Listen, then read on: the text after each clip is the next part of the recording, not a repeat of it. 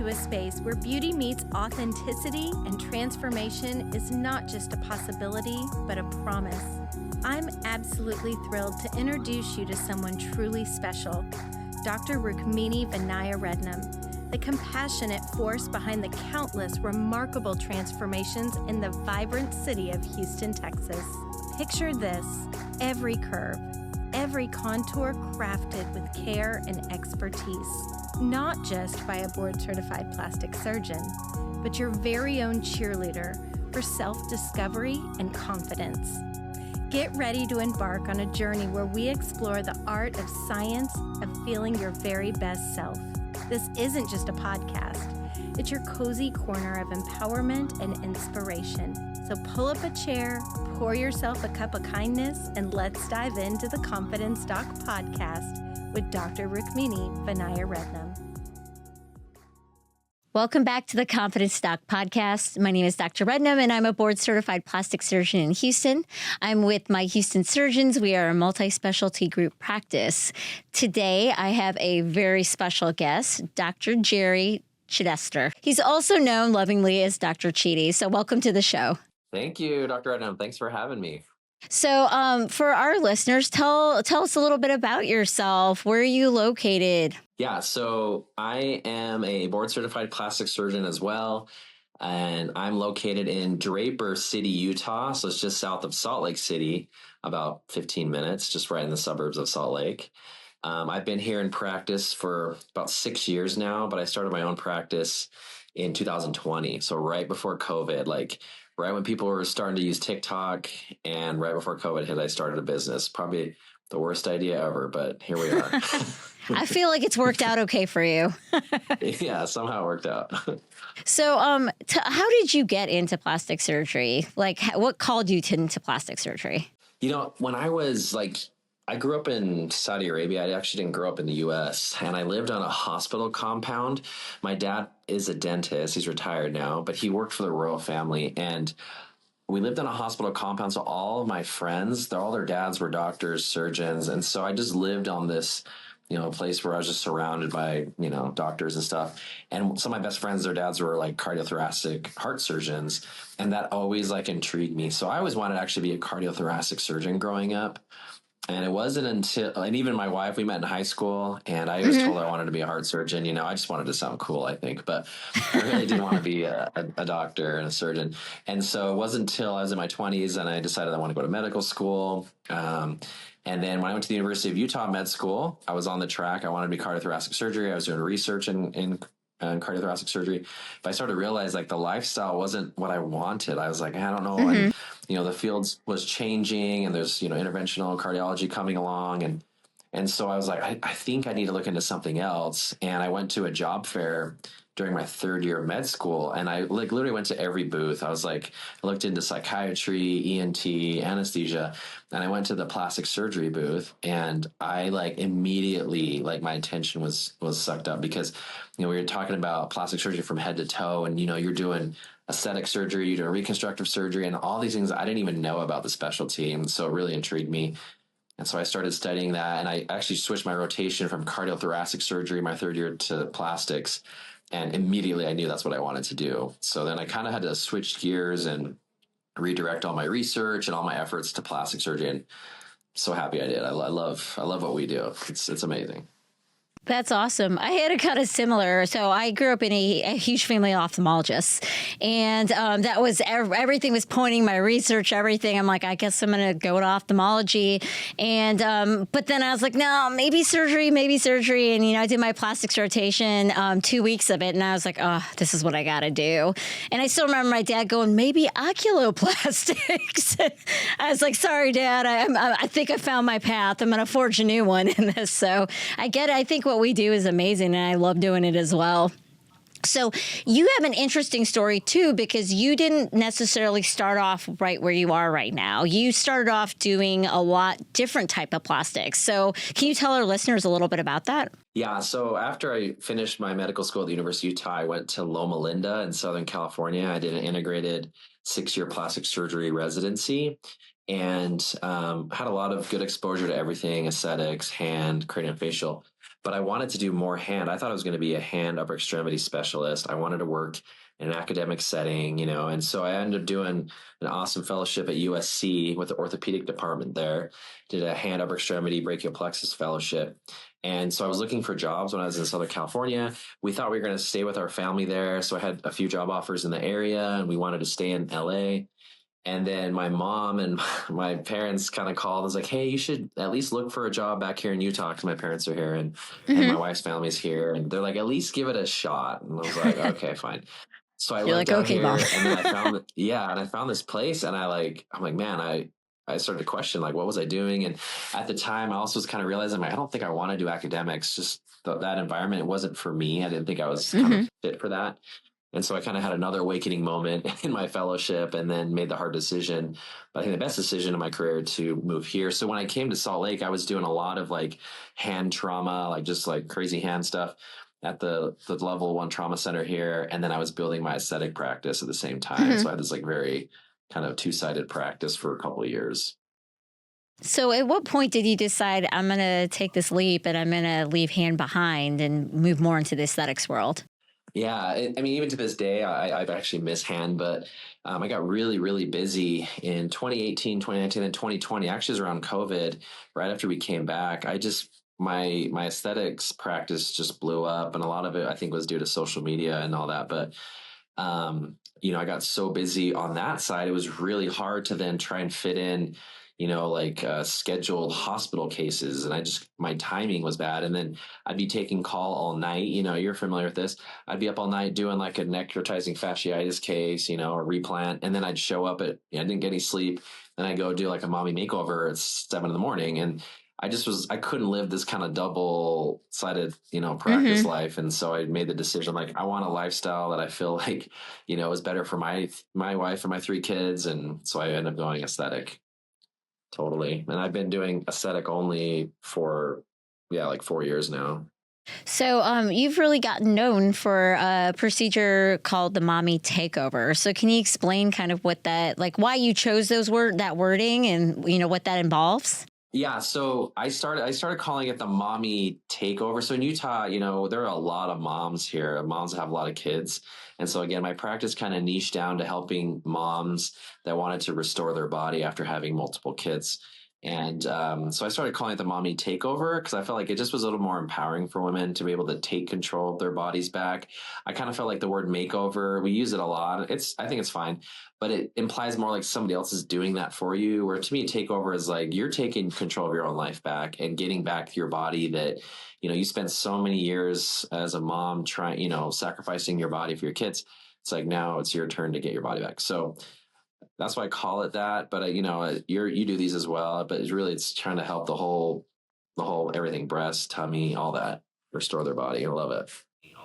Well, no, but I love it. I think that I think that we can reshape how we talk about things. That's kind of why I do the whole thing with the confidence stock, because to me, everything we do is about making people more confident, right? And so I think that the way that we describe things, the language does make a difference. And I love that you really are focusing on the fact that it's not really about changing, it's about empowering people. You're totally right. It really is. So to other aspects that, you went from, I guess, more of like you said, you kind of transitioned from academic to more of a private practice. Maybe for any of our listeners who might be residents or maybe people that are thinking about their future, it's not always the easiest transition, but in my experiences, I've been very grateful that I had it. What were some of the challenges that you had with that starting up?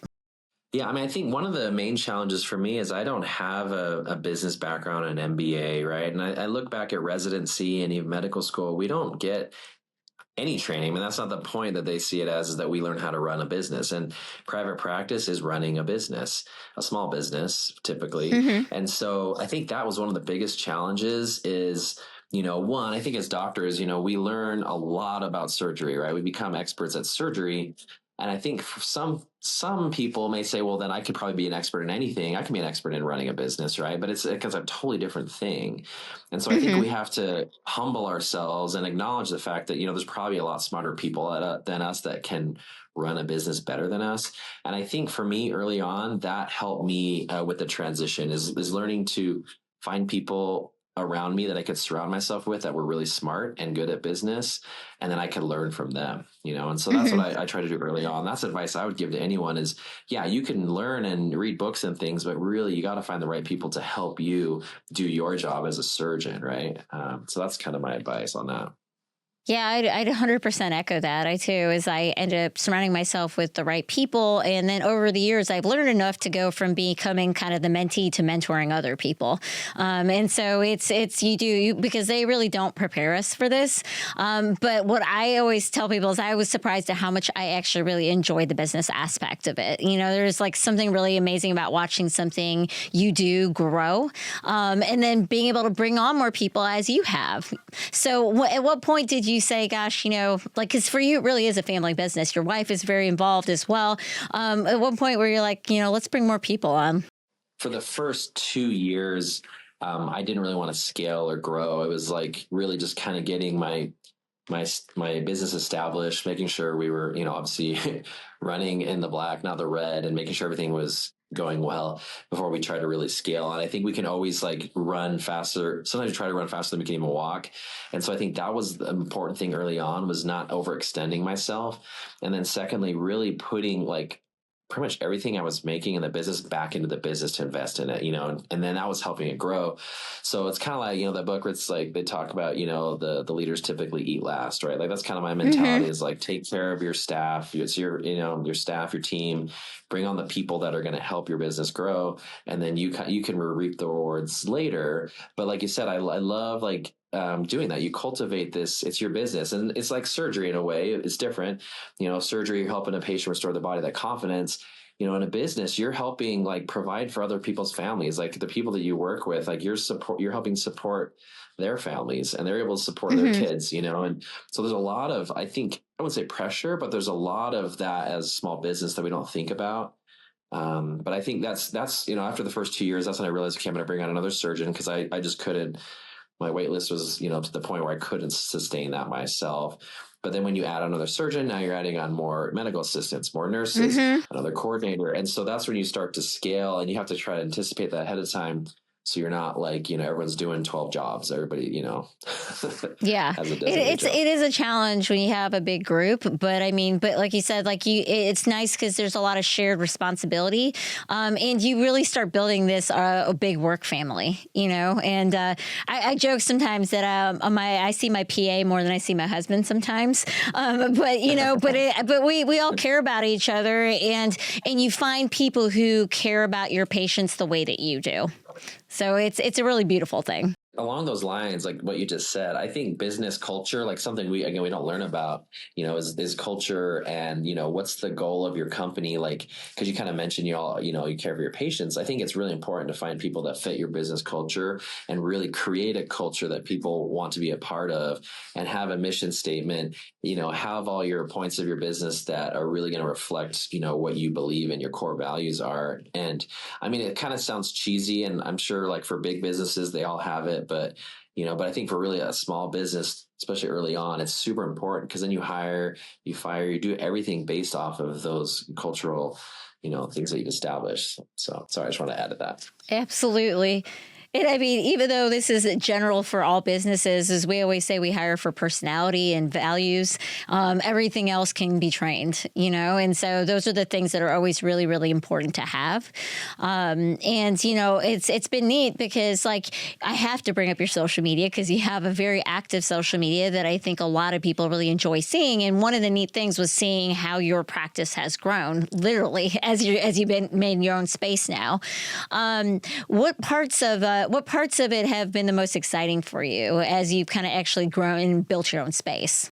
And you mentioned this earlier, talking about there's something about building a small business, or building a business and just watching it grow and cultivating that.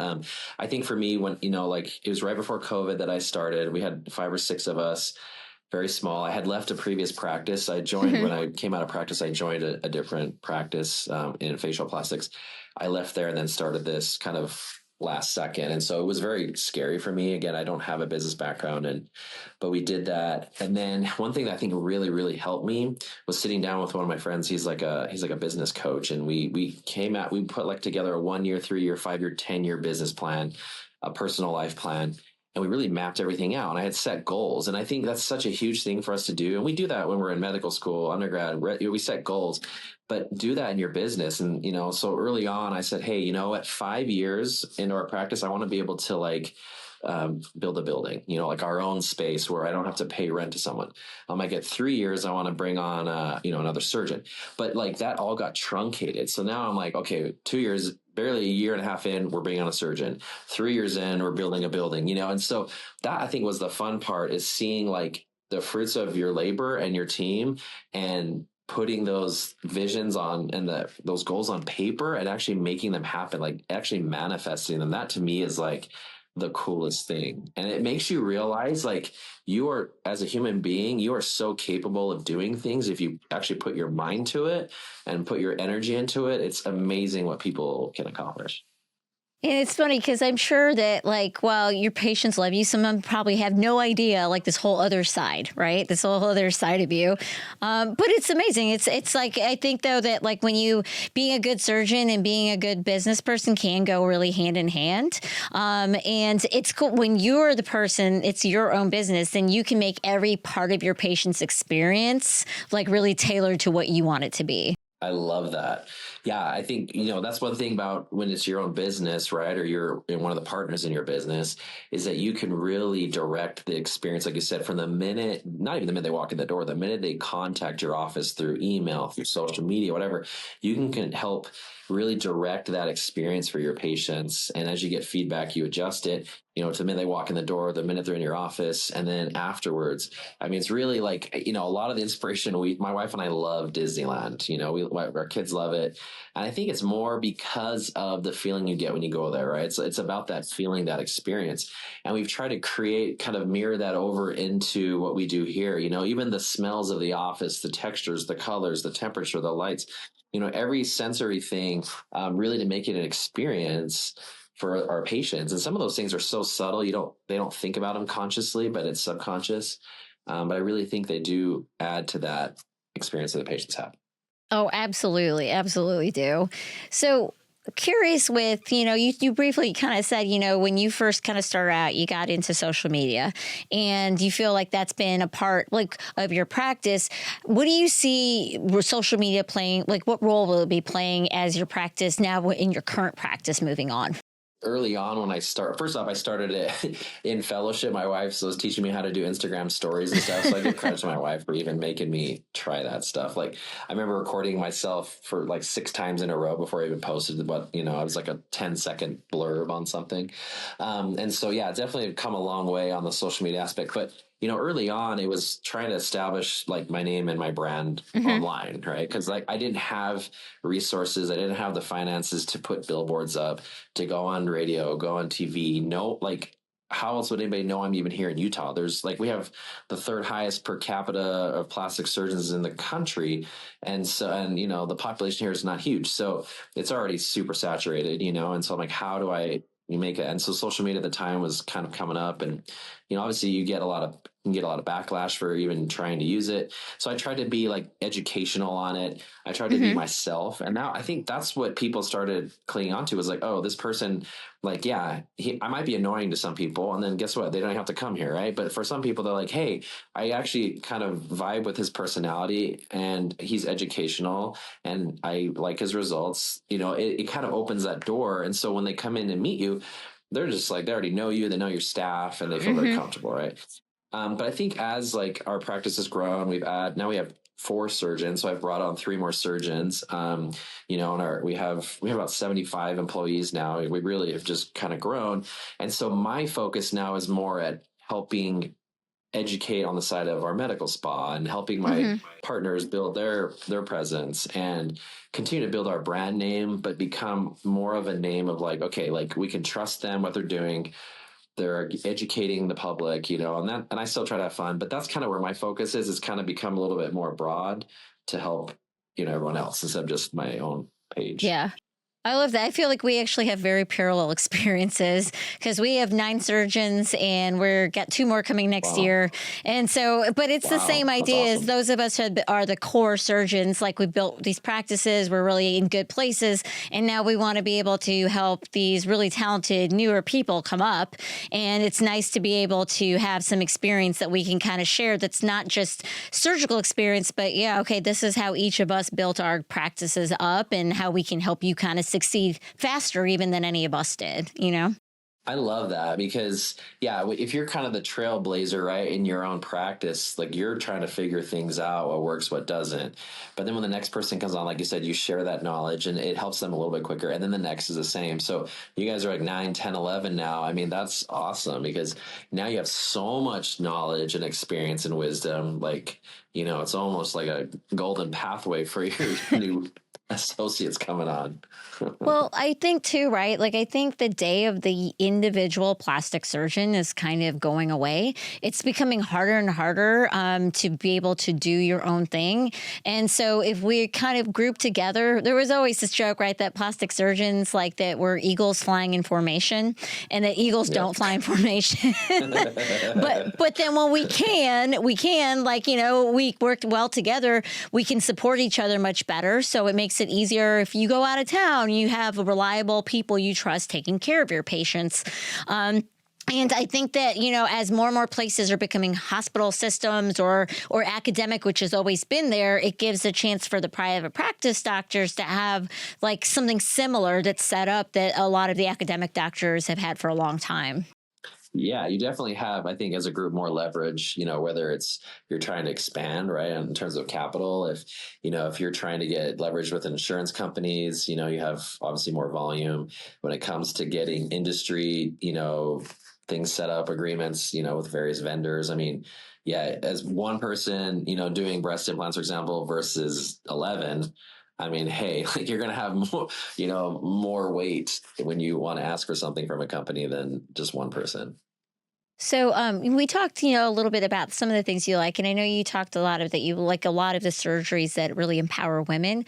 What are some of your favorite procedures to perform outside of doing like a mommy takeover? Are there other procedures that you really feel like are becoming your signature?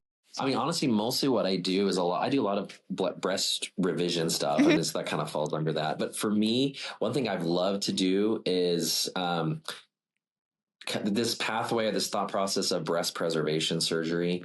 Some people, you think about rhinoplasty preservation or preservation rhinoplasty. There's a lot of people talking about preserving the breast. So that's preserving, trying to preserve the ligaments, structures of the breast, blood supply, even the muscle and some things. And so the last couple of years, I've been really moving my practice towards a subfascial approach, using support to reestablish, lower pull support with, maybe internal bra matrix material. And then now with, 6th generation implants coming, using an implant that, according to them and based off their white paper stuff, saying that they're less immunogenic for patients. And so I think really looking at how breast surgery is potentially going to evolve in the US in the next 3 to 5 years, that to me has been the most exciting. And I really, really love that. I love trying to minimize scarring, maximize results, and really like keep your function intact 100%. To be able to do a breast augmentation and then 6 weeks later you're bench pressing again and you feel natural. I mean, to me, that's like what we should be thinking about as surgeons. And so that's for me outside of the full mommy takeover, which a lot of times that's part of it is what I do. I don't do hand anymore. I love hand surgery. I love pollicizations. Like that's one of my favorite procedures to do. But do you ever see yourself getting back into that at all? I've thought about it mainly because we have our surgery center now downstairs. We have 5 ORs. So we're going to be doing insurance cases. We'll have people do insurance. And I thought about doing hand again because I do enjoy it. Honestly, it's fun, but I love what I do I'll now, tell you, interestingly, like my practice is like 60 to 70% cosmetic and 30% I do a lot of microsurgery. So that's kind of, I do a lot of deep. So and because of my setup in our group, that's kind of why we're able to do that. And I've had people be like, oh, well, eventually you'll fit. I was like, no, I really like it. I really like micro. And so for me, I was like, okay, it's a strange like side niche there, but I'm like, I think I'm just going to keep that little part there. And then I still keep growing my cosmetic practice as well. So I'd say That's go awesome. for it, at some point, because I can hear it in your voice how much you really love it. I do. So that's really neat. What are some things you think in plastic surgery that are like things you're excited for that are coming up, new advances that you're hoping or I guess maybe new advances you've heard about or things that you're excited coming up? Along the lines of, because again, I do a lot of breast surgery. So I think a lot of the things that we're seeing coming out in the next, well, imminently, but in the next couple of years related to a lot of breast stuff. So for one, the sixth generation implants by Motiva. I actually just placed some orders yesterday. I'm excited to use them when I get back from my trip in a week and a half. I think it can be potentially a shift in what we're seeing in the US. So I'm excited to see that. Because I think, the conversation around BII and, implant illness and things, I'm curious to see how that goes here, because we do hear a lot about it. So I'm interested about that. I think there's other materials coming out that we can use that are now like human-derived tissue to help create structure, and, like fat grafting materials that are coming out, like aloe clay. These things I think that are now patients can get even more volumization and build volume, whether it's in the breast or, other areas, hip dips and things where we don't have to take you to surgery to do that. So obviously less invasive, but getting great results for things like that. Always for me, it's exciting to see all these different types of skin contraction or skin tightening devices that are coming out.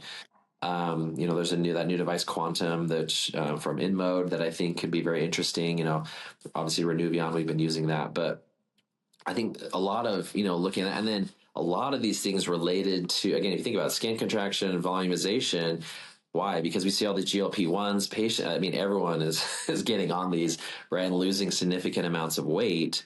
And so I think all these devices are going to be really important to help a lot of patients. And I think obviously surgery will always be important, but Yeah, I'm really curious to see like where prophylactically a lot of these devices start getting used with someone like they're on these medications, they're going to lose it. So do we start intervening before we're really even seeing some things happening? So I do think that's an area that's going to have a lot of growth. And I'd agree. I think more and more people are more interested in non-invasives. I mean, we know that there's certain things that you have to have surgery for to improve. But there's also becoming more and more a role where we're combining them. So you're doing a surgical and non-surgical together to get a better result, which is kind of where with Renuvion where we started with that. But I think that it was the beginning, and now there's just going to be a lot of more growth in that area. yeah, totally agree. So I got to ask you, because you've been very vocal in sharing, you recently had some procedures yourself. One of your partners did. So what exactly did you have done? My partner did high definition vaser lipo of my chest, abdomen, and my lower back. So I had 360 vaser lipo, and he actually did submental liposuction too. For me, and I've been very vocal about it because, I have, and maybe this is the same for you, I'm not sure, but I have male patients. They are doing these procedures, but they don't want to talk about it. They don't want to share it. And so other guys don't even know that, one, it's a thing because they don't see anyone talking about it. And then some guys are like, I just don't think it's going to work for me, or they feel like it's taboo. And so I want to help break this mold because like we can do it too, and I got down to my personal goal weight that I wanted to about a year and a half ago, and I just had that stubborn pooch on my tummy, working out, dieting, everything. I even was on GLP-1s, got to my goal weight, still had it, and this, I just always had this is like genetic. And so I had these stubborn areas that even on my own, I could not get rid of, and I tell patients every day, I tell women, hey, like you've had kids, your skin is stretched out, that those stretch marks are never going to go away on their own. That lipodystrophy, that stubborn fat's not going to go away on its own. You're doing your best. And I think when patients hear that, it kind of clicks and it's like, oh, it's like I'm doing my best, and I do need help and it's okay. And I wanted guys to know that like, hey, it's okay if you do this, and you don't have to share it, but you can at least know about it because I'm sharing about it. And honestly, after I shared about it, like we had like dozens of men and even their wives calling for their husbands, like, hey, I want to get on your books. I want to see your partner. Because like they were like, oh my gosh, this is awesome, and that's the whole reason I shared it. And I'm like super happy. Like it is like for me, a confidence builder. You talk about being a confidence doc. Like I feel that myself as a surgeon, and it like makes me so happy. That's awesome because there really is still very much a stigma. I remember somebody being like, I never date a guy who had plastic surgery, somebody who'd had plenty of plastic surgery herself. And I was like, well, that seems like a little bit of a double standard. And I agree. Like, I think there are a lot of men who are interested, but they're nervous for being judged about it. So I think that's awesome that you shared because you're right. If you can see yourself in someone having it done, then you're more likely to do it. I tell my patients too, I had a tummy tuck after I finished having kids, and it was like the best thing I ever did. And I think sometimes people look at us as plastic surgeons, we always try to look nice, put together and stuff. And I was like, no, I mean, I've had work done. I mean, that's why I feel so good. It's not something I'm ashamed of. It's something that I'm actually super proud that I've been through because I feel like I can be a better advocate for my patients because I've literally been through some of the stuff that they've been through now. Totally. I'm wearing my compression right now. But yeah, like you said, you can empathize with your patients. It's like, hey, like, I know what that pain's like that you're feeling, those nerve pains, those tinges, the swelling. It's annoying. Wearing a garment, wearing foams, like just getting in their shoes as well, experiencing that. Like it's been eye-opening for me too as a surgeon, and there's only so much you can really experience, for your patients without being a patient yourself. So Yeah. So I do love it, and I always enjoy seeing your social media posts. I think you do an amazing job of mixing education with being fun. But we got to meet recently in person, but I mean even before then, I'm like, oh, he seems like such a nice guy. So and you are. So I think you're doing a really great job, and I think that for new and upcoming surgeons, like I think that's the goal is to be who you are, because I'm sure that you attract the patients who love your vibe, and that's what you want to do at the end of the day is just be yourself, make people feel comfortable. So when they come in thinking about surgery, they don't feel scared. Yeah, that's amazing advice. I love that you say that because yeah, like I think sometimes we think we have to operate on every single person, right? Anyone that comes in your door, it's like, oh, I need to do this surgery. But I think pretty quickly on, once you get into practice and you start to realize, like, just like the people you work with, you want to build a team that fits your culture. You also, I think, want to find patients that fit your culture too, right? And your personality, because I think you're gonna trust each other more. I think you establish that relationship, and it's just a better experience for everyone. And so I've slowly realized, like, yeah, you can't be everyone's doctor as much as you want to be. You can't help and save everyone, but you're gonna save the people. There's plenty of people out there, and they're gonna find you. And how are they gonna find you? It might be through social media, it might be through your website, it might be through word of mouth. But they will find you, but you have to put yourself out there. And I think the most important thing is don't be something or be someone that you really aren't, because people sniff that from a mile away. People can tell. They walk in. That's a lot of people say, like, oh, you're the same person in person as you are on your social media, But if they were to come in here and be like, oh, this guy's like a jerk, but he seems nice on Instagram, like, that's a huge disconnect. That's a turnoff, I'm sure, for everyone. And so I think you got to be yourself. Don't pretend to be somebody else. Yeah, I agree. And it's really nice because then you kind of already broken that wall. Like they already know you, The only thing I usually will get is I thought you were taller. I'm like, yeah, I know the video makes me look a lot taller than I am in person. I'll be honest, I thought the same thing. I'm only 5 feet tall for most people who don't know me. So I always say I carry myself a lot taller than I actually am. You do, honestly. Yeah. I mean, yeah, that's awesome. Well, thank you so much for being on the show today. It was really great getting to chat with you. And for any listeners who have not heard of you or haven't found you, what's the best way for them to find you? So I'm on Instagram, TikTok, YouTube, Facebook as Dr. Chiddy, DrChiddy, or my website is drchiddy.com. And thank you so much for having me, honestly. Yeah, no, it was so wonderful having you.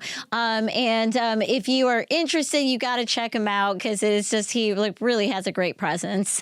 And I'm super excited for what you've grown, and I'm excited to watch as you continue to grow in your practice. Thank you so much. Honestly, you're an inspiration to me too. I love your presence. I mean, we didn't talk about yours, but your social media is bomb. I mean, you're obviously one of my inspirations too. So thank you. That means a whole lot. Yeah, seeing someone successful like you, obviously, like you take care of your patients, take care of your practice. You're doing social media. You're doing a podcast. I mean, you're You remind me a lot of what I try to be, so thank you. Oh, go on. Well, thank you so much. I know you just finished surgery, so go home, get some rest. And thank you so much for listening, everyone. And stay tuned for the next episode of The Confidence Doc. As we wrap up another episode of The Confidence Doc, I want to extend our heartfelt thank you for being a part of our community. If today's conversation resonated with you, remember that Dr. Rednam and her team are here to support you on your journey to self-confidence and beauty. Your story is unique, and it's our privilege to help you create the masterpiece that is your life. If you'd like to book a consultation with Dr. Rednam, you can visit her webpage at drrukminirednam.com. Fill out a contact form, and one of her coordinators will get with you accordingly.